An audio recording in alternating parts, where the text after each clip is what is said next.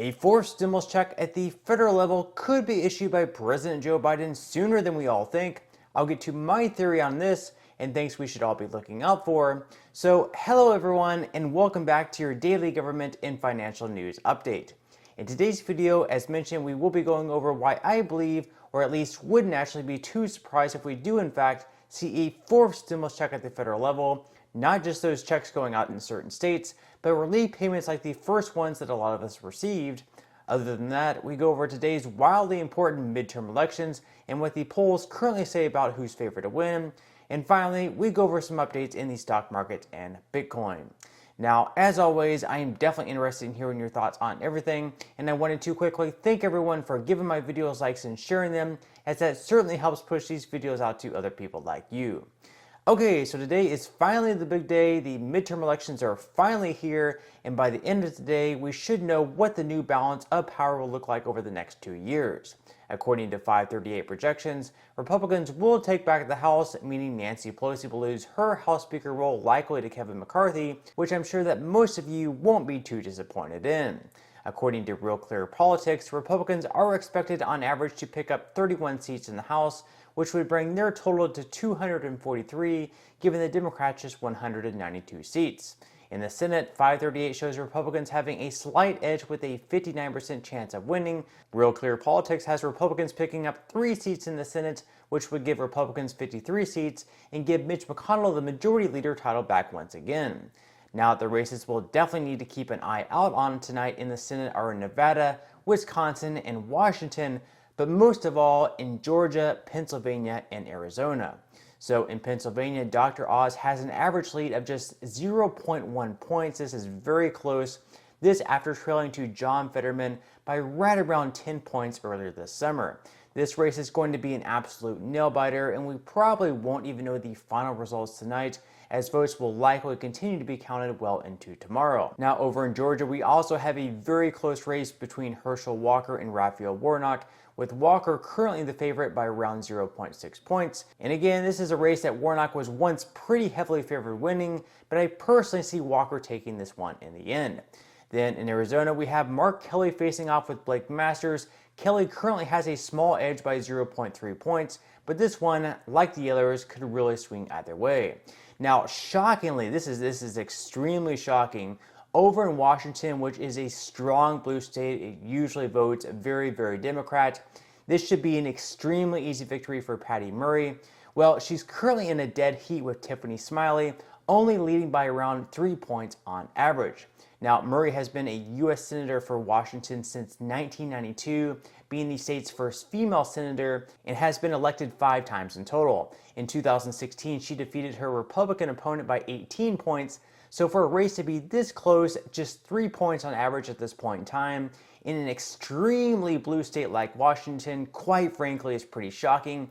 And if Smiley can somehow pull off a victory tonight, that's going to be very, very bad news for Democrats across the country, because if a blue state like Washington votes Republican, you can really only imagine how the other states are going to vote, and we may see even more votes for Republicans than expected. Now, this brings me to my next point. When Republicans take back both chambers of Congress, and I say win, simply because I do expect for that to happen, where does President Joe Biden go from there? All of his agendas, anything else he wants to get done, won't be able to get passed through these reconciliation bills that Joe Biden and his party have been getting way too comfortable with in passing.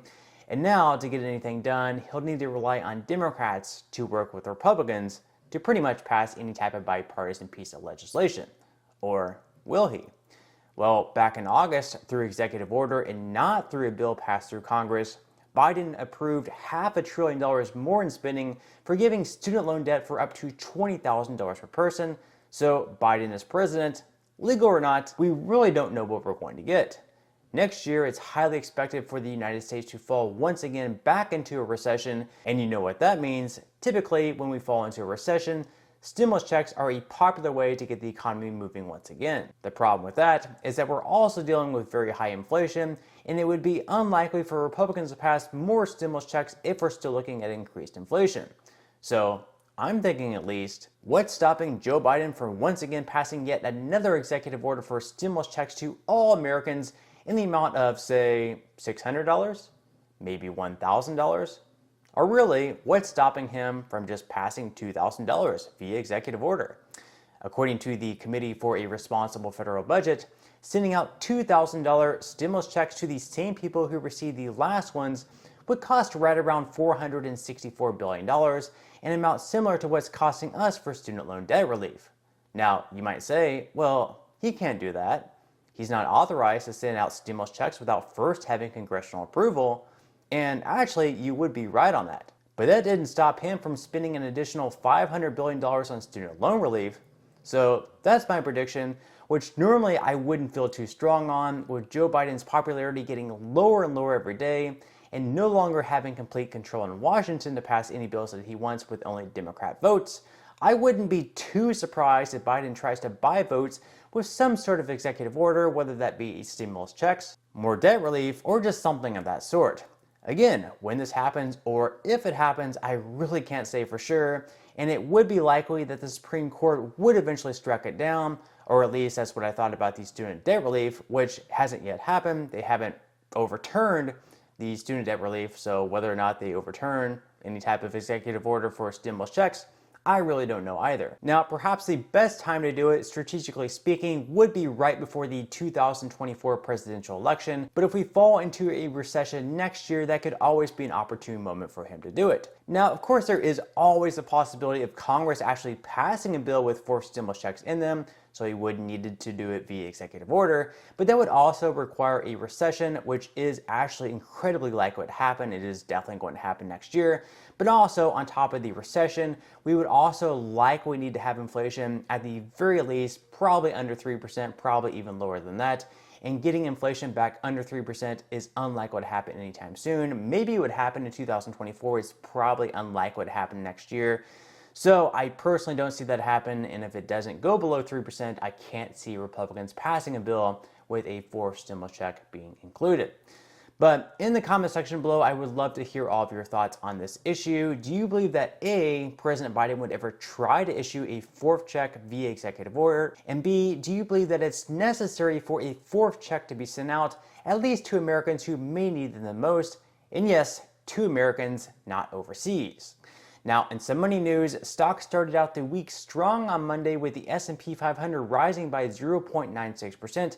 The Dow Jones was also in the green by 1.31%, and the Nasdaq was up by 0.85%.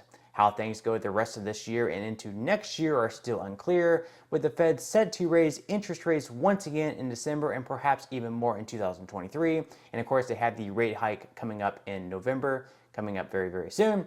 But historically speaking, since 1950, the average return for the S&P 500 in the 12 months after a midterm election is 15%. And surprisingly, not a single one of those data points shows a year with negative growth. So looking like pretty good things are to come, because we're in a midterm election. Usually they go up 15% in the year after a midterm. Furthermore, in 17 of the 19 midterm elections since 1946, stocks actually performed better in the 6 months following the election than they did in the 6 months leading up to it. So will this trend continue, or will the Fed's increasing of interest rates in hopes of cooling inflation cause more pain in the market? Time will only tell, but as far as futures go for today, the Dow Jones is currently up by 0.15%, S&P 500 futures are up by 0.14%, and the Nasdaq is also in the green, up by 0.32%.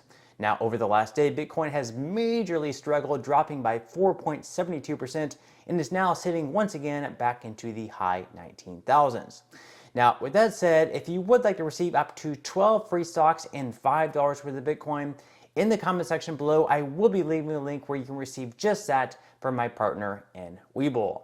And even if you don't feel like investing at this time for whatever reason, once you receive the free stocks, what you can always do is just sell them for what they're worth and then transfer that money right back to your bank account.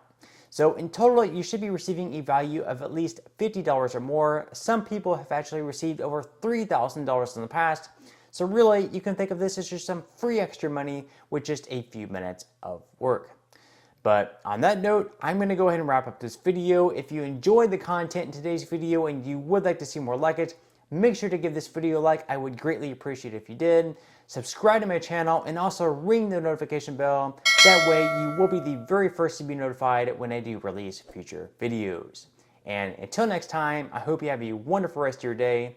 and I'll see you in the next video.